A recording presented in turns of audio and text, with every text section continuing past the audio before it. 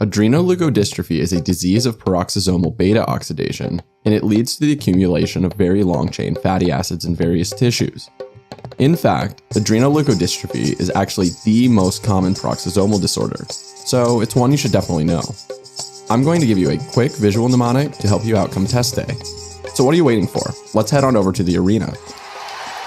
What? Are you not entertained? Welcome to the battle for the Arena Trophy, where we bring together all the best gladiators in the land to fight to the death.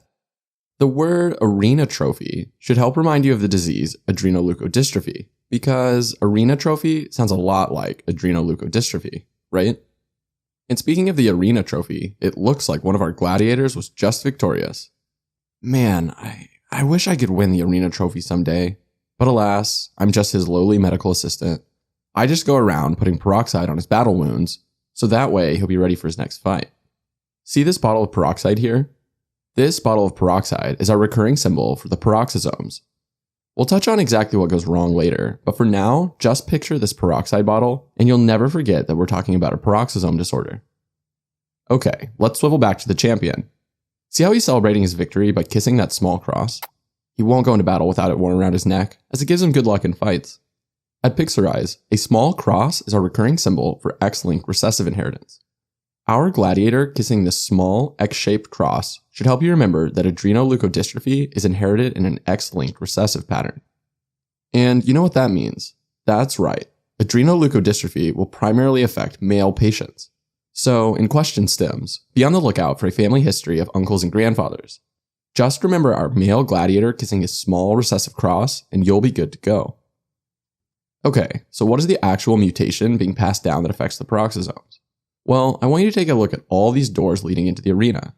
You know how stadium entrances are always named for certain letters? Well, check out how the arena entrances are labeled A, B, C, and D. Really creative, I know. The ABCD here should help you remember that the mutation in adrenoleukodystrophy is in the ABCD1 gene. The ABCD1 gene encodes a peroxisomal membrane transporter, which is why these letters are above the doors. You know, because the doors here transport things into and out of the arena, kind of like a membrane transporter. Next, take a look at the beast our gladiator just defeated. Yep, it's an ox hydra. You know, ox for beta oxidation.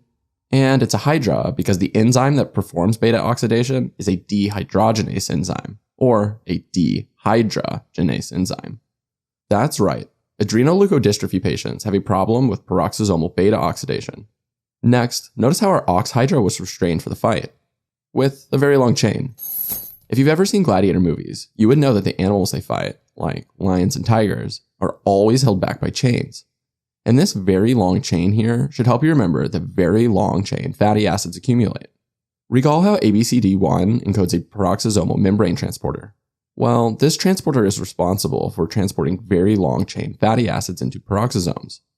Also recall from your basic sciences that while most fatty acids undergo beta oxidation in the mitochondrial matrix, very long-chain fatty acids actually undergo beta oxidation in peroxisomes. Well, that's what happens normally at least. In adrenoleukodystrophy patients, very long-chain fatty acids can't be transported into the peroxisome for breakdown, so they accumulate in various tissues of the body. It's thought that this accumulation of very long-chain fatty acids actually causes the signs and symptoms seen in the disease. Now, let's go ahead and actually talk about these clinical findings. First, let's zoom out to take a look at the arena. This arena should remind you of the adrenal glands, since arena sounds a lot like adrenal. Yes, I know that we've used a bumpy yellow cap to symbolize the adrenal glands in the past, but with an arena trophy symbolizing adrenoleukodystrophy, it just followed that the arena would represent the adrenal glands. I mean, come on, it's right there in the name. Adrenoleukodystrophy. Adreno for adrenal. Very long-chain fatty acid buildup can impair adrenal functioning, and adrenal insufficiency with low cortisol levels are often observed in these patients. In severe cases, these patients can present with adrenal gland crisis, which can then lead to coma and death. Anyway, just remember the arena here to remember that the adrenal gland is affected. Next, take a look at that laurel of white feathers on our gladiator's head. How Roman of him. This white laurel should remind you of the brain's white matter, which is also affected in adrenoleukodystrophy. Again, the leuko prefix in adrenoleukodystrophy literally means white, so leukodystrophy means white matter degeneration. Very long-chain fatty acids can build up in the white matter of the CNS, leading to massive central demyelination. This can obviously lead to a number of neurologic findings, such as those seen with upper motor neuron lesions. Moving on, notice how our arena trophy champion is clothed.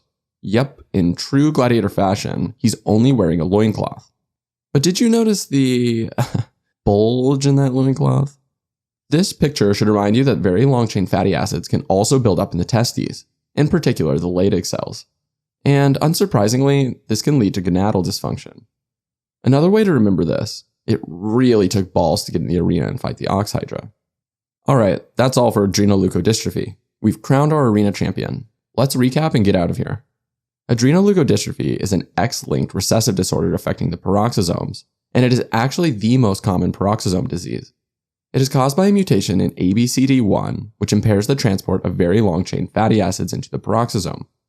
In turn, this impairs beta oxidation of these fatty acids and causes their accumulation in various tissues. The most severely affected tissues are the CNS white matter, the adrenal cortex, and the Leydig cells in the testes. Alright, now we're actually done. Bring out the next challenger.